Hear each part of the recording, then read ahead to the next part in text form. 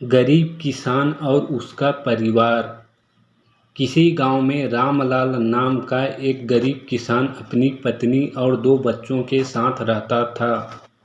वह बहुत मेहनती था, लेकिन उसकी ज़मीन उपजाऊ नहीं थी। वह दिन रात मेहनत करता, फिर भी उसके खेतों में फसल अच्छी नहीं होती थी। परिवार में गरीबी के कारण कभी कभी खाना भी मुश्किल से मिलता था। एक दिन रामलाल बहुत दुखी होकर अपने खेत में बैठा था। तभी वहाँ से एक साधु महाराज गुजरे। उन्होंने रामलाल को उदास देखा और पूछा, बेटा तुम इतने परेशान क्यों हो? रामलाल ने उन्हें अपनी गरीबी और कठिनाइयों के बारे में बताया।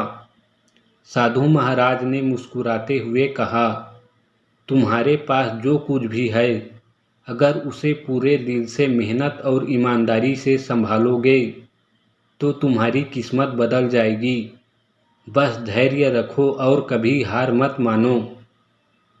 रामलाल ने साधु की बात को ध्यान से सुना और निश्चय किया कि वह हार नहीं मानेगा। उसने अपनी पत्नी और बच्चों से सलाह ली और मेहनत को दोगुना कर दिया। वह सुबह जल्दी उठकर खेत की अच्छे से देखभाल करने लगा, समय पर बीज बोने लगा और खेत में गोबर की खाद डालने लगा।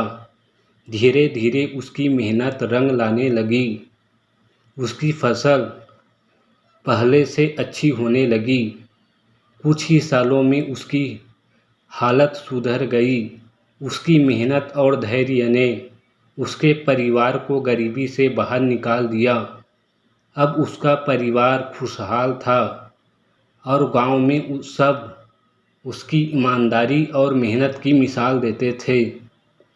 शिक्षा। कभी भी हार नहीं माननी चाहिए। मेहनत और धैर्य से किस्मत बदली जा सकती है। जो हमारे पास है उसी का सही उपयोग करना चाहिए।